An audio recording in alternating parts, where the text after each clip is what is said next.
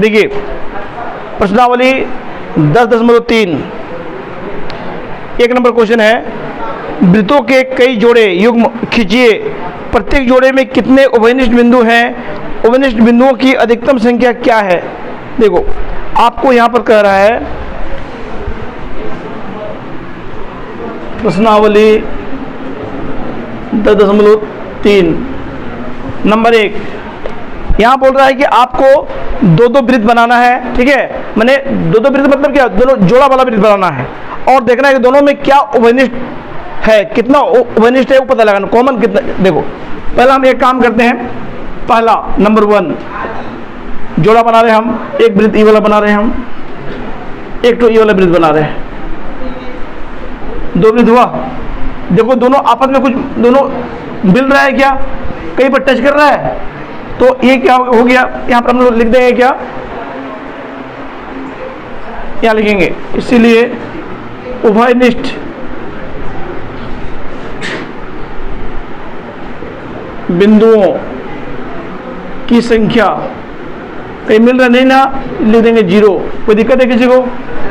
Number 2 अब देखते हैं 2 नंबर में, एक बनाते वृत्त ये वाला, दूसरा वृत्त बनाते हैं हम ये वाला, ये कहाँ मिल रहा है, देखो यहाँ मिल रहा है, ये लिख देंगे, ये कितने बिंदु मिला, यहाँ लिख देंगे 1, देयरफॉर उभयनिष्ठ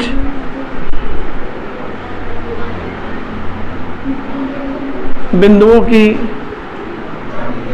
संख्या 1 है, 1 लिखेंगे, ठीक है।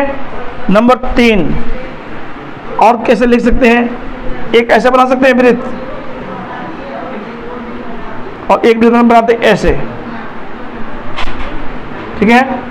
ये पहला वृत्त, ये दूसरा कहाँ मिल रहा है, लोग यहाँ मिल रहा है, इसका नाम P दे दो, इसका नाम Q दे दो, दो बिंदु में मिला कि नहीं, उभयनिष्ठ बिंदुओं की संख्या 2।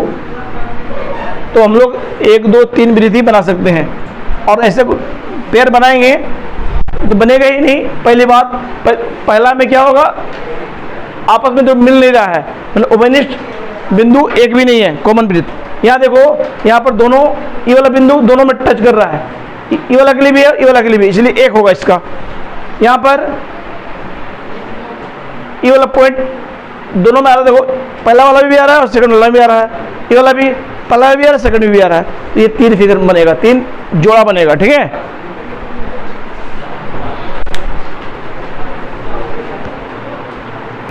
देखो नंबर 2 बोल रहा है, मान लीजिए आपको एक वृत्त दिया है, एक रचना इसके केंद्र को ज्ञात करने के लिए दीजिए।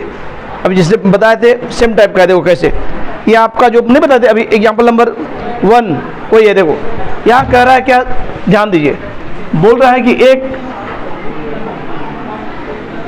वृत्त आपको खींचना है, क्या खींचना है, पहले वृत्त दिया हुआ है, ठीक है, और हाँ ये वृत्त का केंद्र पता नहीं है आपको, क्या है, केंद्र पता नहीं है, तो केंद्र पता करने के लिए आप एक रचना दीजिए, बोल रहा है, एक स्टेटमेंट को लिखिए और उसको बना के दिखाइए। तो कैसे करेंगे, सुनो ध्यान से। पहला काम, यहां पर हम लोग सबसे पहला काम 3 बिंदु ले लेंगे वृत्त पर, A B C, कोई दिक्कत है ना। अब क्या करेंगे हम लोग, A B और AC को मिला लेंगे, ठीक है। क्या बोले, पहला काम क्या करेंगे, नंबर 1 वृत्त की परिधि पर 3 बिंदु A B एवं C अंकित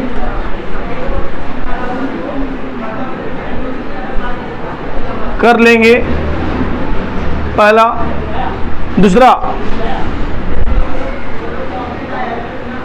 AB एवं AC को मिला लेंगे, ठीक है, कोई दिक्कत है नहीं ना। नंबर 3, AB एवं AC का लंब समद्वि भाजक खींचते हैं। क्या करते हैं हम लोग? AB और AC का लंब समद्वि खींचेंगे, आधा से ज़्यादा ले लेंगे, यहाँ काटेंगे, यहाँ काटेंगे, यहाँ रख के इधर इधर, अब इसको डॉटेड लाइन से मिला लेंगे इसे। ठीक है, इसी तरह सेम AC का करेंगे, A में रखकर काटेंगे यहाँ, यहाँ पे यहाँ रख के ऐसे ऐसे, अब इसको भी डॉटेड लाइन से मिला लेंगे। ये दोनों लाइन जहाँ मिलेगा उसको केंद्र मान लेंगे। नंबर 4,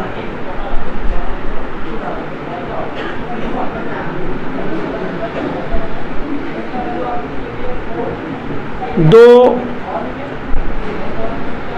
लंब समद्वि भाजक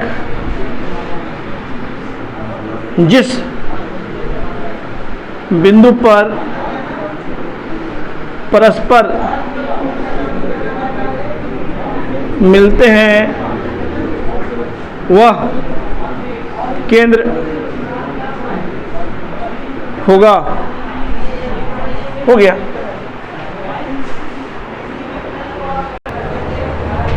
देखो 3 नंबर क्वेश्चन, यदि दो वृत्त परस्पर दो बिंदुओं पर प्रतिच्छेद करें तो सिद्ध कीजिए कि उनके केंद्र उभयनिष्ठ जीवा के लंब समद्विभाजक पर स्थित हैं। देखो का मतलब क्या है?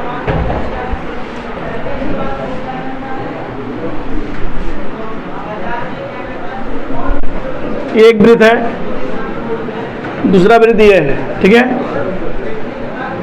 देखो दोनों वृत्त का ये क्या होगा? ये उभयनिष्ठ जीवा, इसको AB नाम देंगे। क्या नाम देंगे? AB। और इसका केंद्र मान लेते हैं, इसका O है, और ये वाला का है O डैश है। क्या है? O dash. दोनों को यहाँ मिला दिए। ये बिंदु को मान लेते हैं P। क्या मानते हैं? P। आपको यह प्रूव करने बोल रहा है, क्या मालूम है कि ये जो AB है, AB ये O डैश जो इसको दो भागों में बांट रही है, मतलब ये बराबर, ये प्रूव करना है। मतलब पहला प्रूव करना है आपको क्या? AP बराबर PB, ये दोनों बराबर होगा।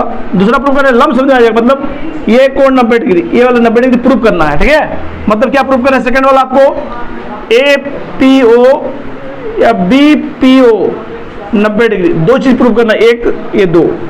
ठीक है, खाली समझाने के लिए लिखे, अभी पूरा लिख दे रहे हैं हम कैसे कैसे लिखना है आपको। ठीक है, देखो तो इसको यहां पर नहीं, यहां लिखते हैं हम क्या दिया हुआ है, दिया हुआ है O एवं O डैश केंद्र वाला दो वृत्त है जिसका उभयनिष्ठ जीवा AB है। AB क्या है? उभयनिष्ठ जीवा है।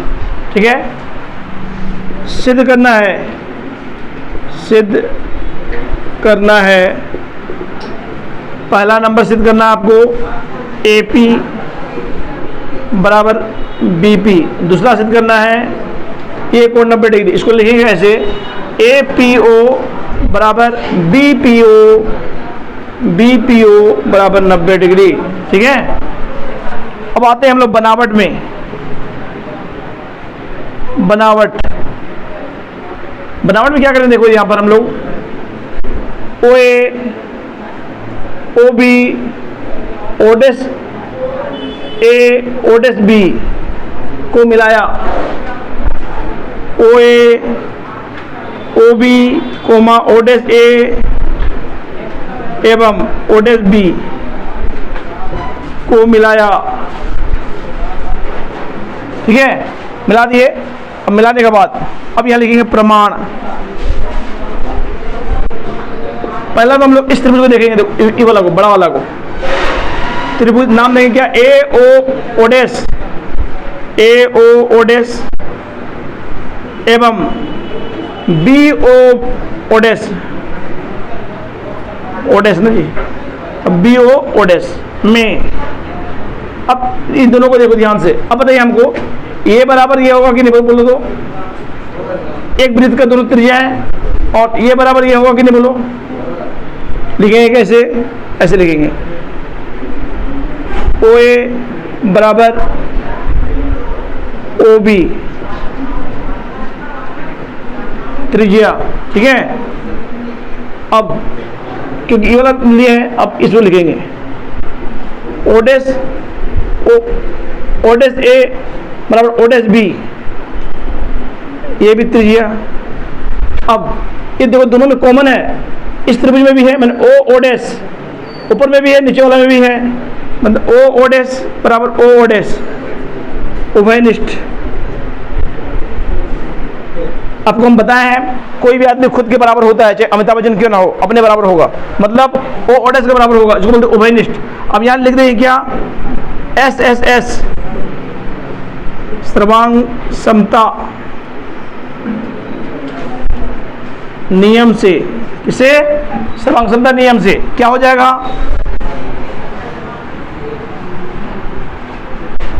त्रिभुज। हम लोग देखो त्रिभुज हो ए ओ डैश,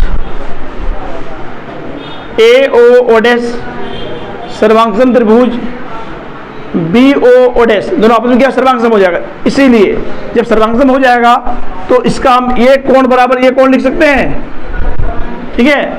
इसको कोण एक मान लीजिए, कोण दो मान लेते हैं, एक बराबर दो कर देंगे हम, लिख दो कोण एक बराबर कोण दो। कोई दिक्कत है किसी को, नहीं ना।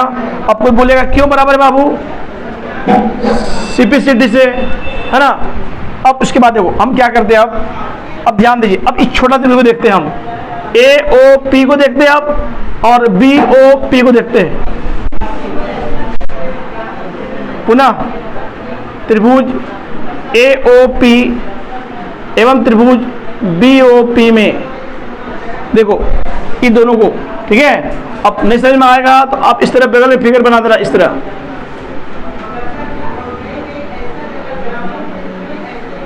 ऐसे बना देना, A O P B O P, ठीक है। अब बताइए हमको ये बराबर ये होगा, फिर से ये कोण बराबर ये कोण होगा, एक बराबर दो होगा, और ये दोनों में है कि नहीं देखो तो, ठीक है। अब कैसे लिखेंगे, देखो लिखना है हम लोग को ओ ए बराबर ओ बी, ये भी आपका त्रिज्या है, ठीक है। कोण एक बराबर कोण दो क्यों बराबर हुआ, सिद्ध किया गया, लिख दो सिद्ध किया गया, ठीक है।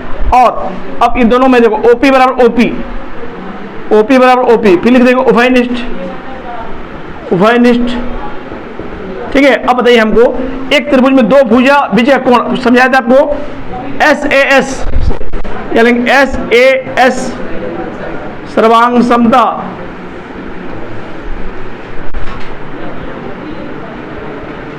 नियम से क्या हो जाएगा, दोनों त्रिभुज ए ओ पी सर्वांगसम त्रिभुज बी ओ पी।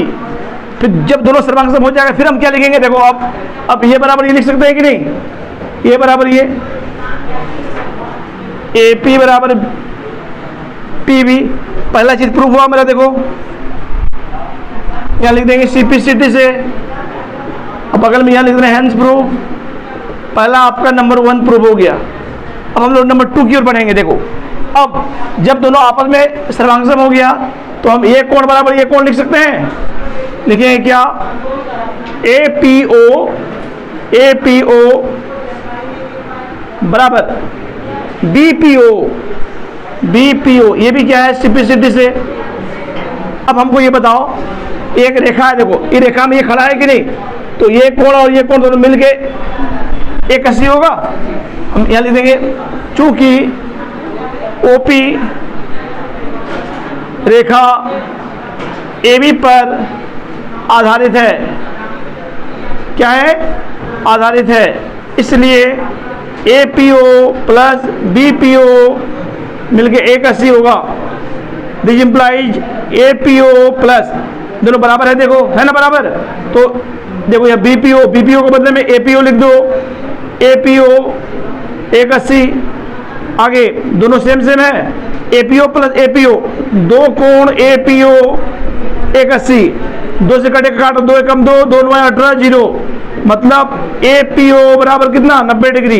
क्या प्रूफ करना था आपको, देखो एपीओ और बीपीओ 90, क्योंकि ये इसके बराबर होता है, इसीलिए लिखेंगे क्या, एपीओ बराबर बीपीओ बराबर 90, यहाँ लिख देने का हेंस प्रूफ। ये हो गया, 2 नंबर भी प्रूफ हो गया। देखो कोई दिक्कत है किसी को, तो इसको आप फटाफट